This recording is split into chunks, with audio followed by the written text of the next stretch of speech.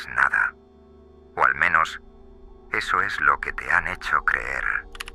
Piensa en todas las veces que alguien te ha convencido de hacer algo sin que te dieras cuenta.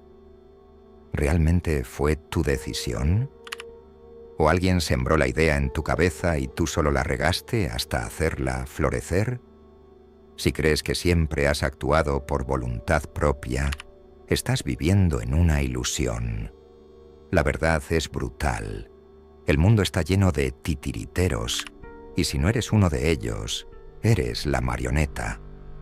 Pero aquí está la diferencia entre los que controlan y los que son controlados. Los primeros nunca imponen, solo hacen que los demás actúen como ellos quieren sin que lo noten. La verdadera manipulación es invisible. Es un susurro en lugar de una orden, una emoción implantada en vez de una instrucción directa. Y lo peor es que ya lo has experimentado en carne propia. Recuerda la última vez que cambiaste de opinión sin darte cuenta de cómo sucedió. Un pensamiento sembrado por alguien más, un comentario aparentemente inocente, un gesto bien calculado. Eso es el poder real, mover a los demás sin levantar sospechas. Pero aquí está la pregunta que te incomoda. ¿Qué pasaría si tú fueras el que controla el tablero? Si en lugar de ser empujado, fueras tú quien mueve las piezas, porque la diferencia entre los que ganan y los que pierden en este juego es simple. Los ganadores saben que el poder no se impone, se induce. El problema es que nos han enseñado mal. Nos han vendido la idea de que la influencia se trata de hablar fuerte, de ser autoritario, de imponer nuestra voluntad. Pero los que realmente mandan en el mundo jamás levantan la voz. No necesitan hacerlo. Los verdaderos estrategas hacen que los demás sigan sus ideas creyendo que son propias. Y eso es lo que nadie te ha contado. Que la manipulación no es gritar ni amenazar. No es convencer con argumentos ni imponer con fuerza. Es algo mucho más sutil. Es una danza psicológica en la que haces que la gente camine hacia donde tú quieres sin darse cuenta de que los estás guiando. ¿Quieres saber cómo funciona? Primero, identifica a las personas correctas. No intentes manipular a todo el mundo, solo a aquellos que realmente importan. Los influenciables, los que buscan guía sin admitirlo, los que creen que toman sus propias decisiones, pero en realidad necesitan que alguien las tome por ellos. Segundo, haz que crean que la idea es suya. La resistencia desaparece cuando la gente siente que tiene el control. Si quieres que alguien haga algo, no le digas que lo haga. Implanta la idea de manera sutil. Deja que ellos mismos lleguen a la conclusión. Un comentario aquí, una insinuación allá. La mente humana odia las órdenes, pero ama las propias ideas. Y si haces en esto bien, ellos defenderán tu plan como si fuera suyo. Tercero, fragmenta la oposición. La mayor amenaza para el control no es la resistencia, sino la organización de la resistencia. Si un grupo de personas se une contra ti, pierdes el control. Pero si logras sembrar la duda, provocar pequeñas divisiones o hacer que se enfrenten entre ellos, se debilitan. Divide y vencerás. Pero esto no es suficiente. Si realmente quieres controlar, necesitas entender la emoción humana. La lógica mueve pensamientos, pero la emoción mueve acciones. Nadie actúa basándose en razones. Actúan porque sienten algo. Miedo, deseo, inseguridad, orgullo.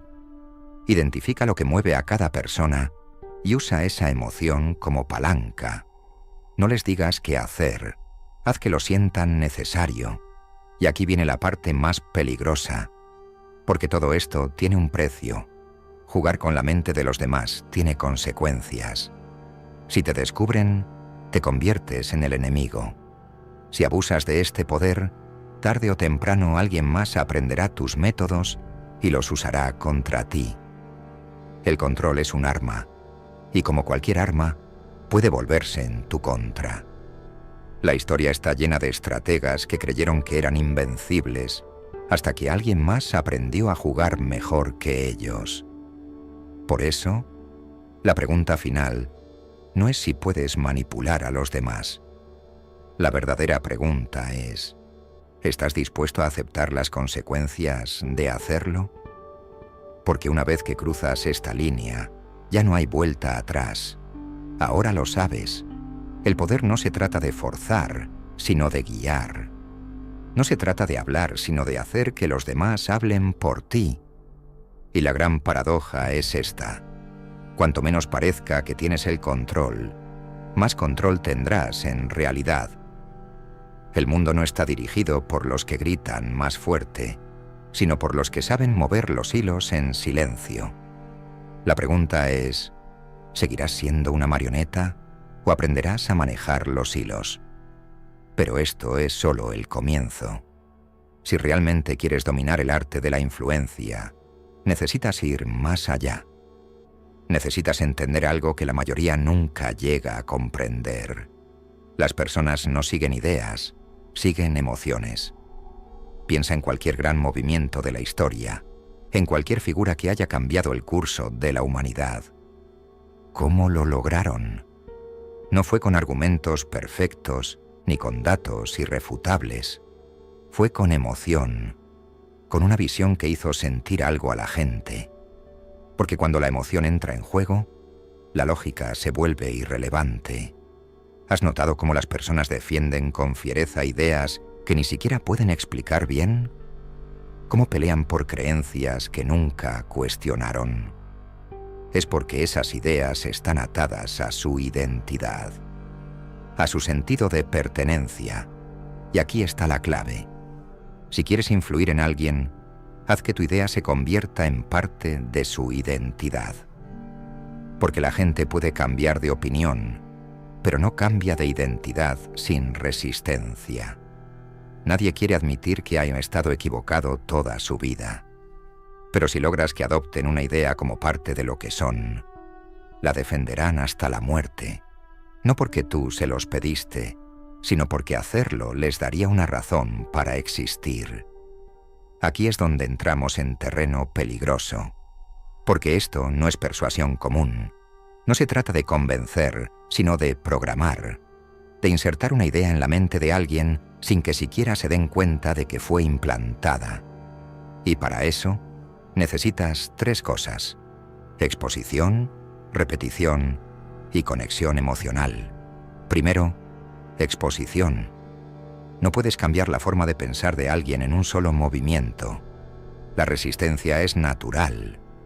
Pero si introduces una idea poco a poco, de manera indirecta, sin presión, la mente la empieza a aceptar sin darse cuenta. Lo desconocido genera rechazo, pero lo familiar se vuelve cómodo. Segundo, repetición. Una mentira contada 1000 veces se vuelve verdad. No porque la realidad cambie, sino porque la mente humana confunde familiaridad con certeza. Lo que escuchamos repetidamente se vuelve creíble, aunque sea falso. Por eso, los grandes manipuladores nunca dicen algo solo una vez. Lo presentan de diferentes maneras, en diferentes momentos, hasta que se incrusta en la mente de su objetivo. Y tercero, conexión emocional. No basta con que alguien entienda una idea, tiene que sentirla. El cerebro humano responde más a la emoción que a la lógica. Si puedes conectar una idea con una emoción fuerte, miedo, deseo, orgullo, nostalgia, esa idea se vuelve imposible de ignorar. Pero aquí hay algo aún más profundo, porque la mayoría de las personas creen que toman decisiones racionales. Se ven a sí mismas como lógicas, independientes, con un criterio propio. La realidad es que la mayoría de sus decisiones ya han sido tomadas por ellos antes de que siquiera se den cuenta. La sociedad ha diseñado sus deseos. Sus experiencias han condicionado sus respuestas. Su biología los programa para reaccionar de ciertas maneras. Y si entiendes estos patrones, puedes predecir cómo actuarán antes de que ellos mismos lo sepan. Por ejemplo, ¿sabías que la gente confía más en quienes los escuchan que en quienes los hablan? No porque el oyente tenga mejores ideas, sino porque el simple acto de ser escuchado genera una conexión profunda. Si quieres influir en alguien, haz que hable de sí mismo. La mayoría de las personas están desesperadas por ser escuchadas, por sentirse validadas. Dales eso, y te verán como alguien en quien confiar. Otro patrón. El miedo es más poderoso que la recompensa.